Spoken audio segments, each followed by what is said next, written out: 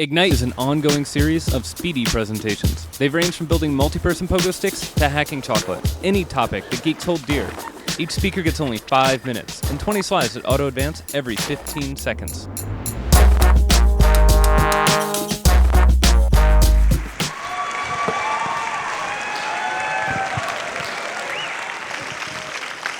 Okay, here we go. A great Earth into two equal halves. We all know the equator, but you can actually draw an infinite number of great circles by extending a line between any 2 points on the globe, continue it around the backside, and you got your great circle. Tonight I'm going to talk about one great circle in particular that I call the imaginary line of ancient cosmic weirdness. But before I do that, a disclaimer, this is not my own research. I got really obsessed with a great circle website by a guy named Jim Alison, and I'm basing my talk on his work. To define our imaginary line, we're going to start with two really well-known ancient sites, the pyramids at Giza in Egypt and the Nazca lines on the coast of Peru. Now we've got our imaginary line, we're going to start back at the beginning and follow it around to see what else we run into. For 4,000 years, the pyramids at Giza were the tallest structure ever built by man. The adjacent Sphinx is even older, probably serving as a gateway to the afterlife for some pre-Egyptian civilization. Fitting then that today you can admire it from across the street while slowly killing yourself with a deep dish meat lovers combo. Tracing the line deep into the Sahara, we find the oasis of Siwa, home to the Oracle of Amun-Ra, where in 332 BC, Alexander the Great marched 500 miles in the wrong direction just to ask it if he was a god. The Oracle told him yes. That has nothing to do with imaginary lines, it's just awesome. Heading back west, we follow Moses' path across Egypt, across Israel, and into Jordan, where we find the Nabatean city of Petra. Some people remember Petra as the birthplace of the Arabic language. Most of us remember it as where Indiana Jones found the Holy Grail.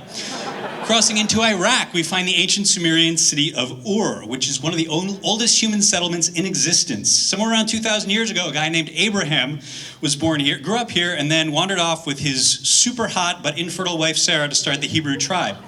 Crossing into Iran, we find Persepolis, capital of the unbelievably vast Persian Empire until it was conquered by Alexander the Great. Still coasting on his godliness, Alexander got drunk and decided to burn the whole city down on a dare, which is why the Persians still know him today as Alexander the Douche.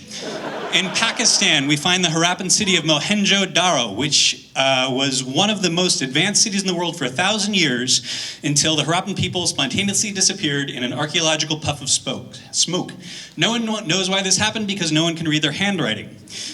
Crossing into Asia, we pass through ancient cities in India, Burma, Thailand, and Cambodia, which brings the tally up to 10 sites that pass directly through the line.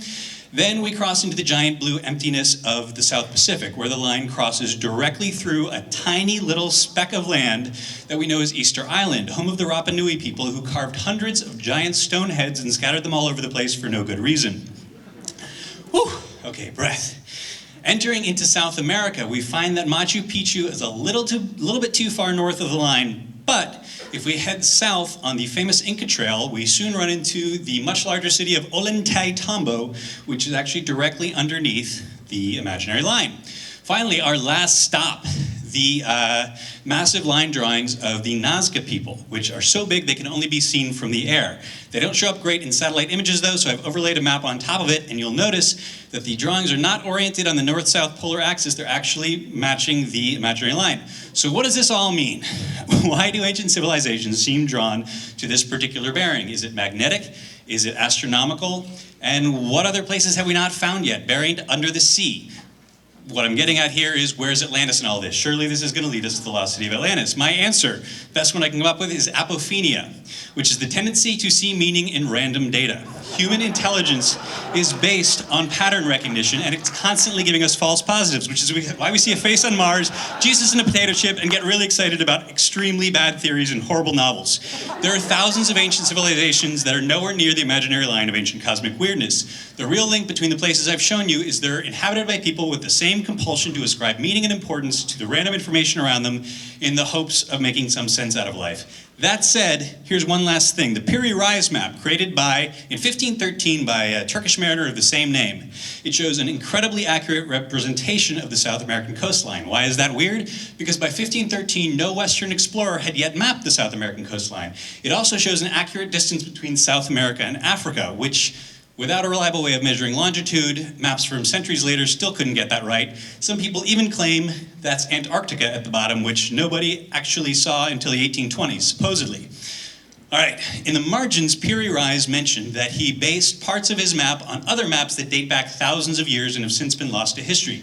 With that map in mind, take a look at these two islands in the mid-Atlantic. Everything else is spot-on accurate, except for these two giant phantom landmasses that we know do not exist today. What the hell's the deal with that? This is Google Maps representation of the Piri Reis area. Here's the Piri Reis map laid on top of it. Now let's bring back the ancient line of cosmic, what imaginary line of ancient cosmic weirdness? Bam, there's Antarctica. Done. Thank you. He means Atlantis. Antarctica. Atlantis.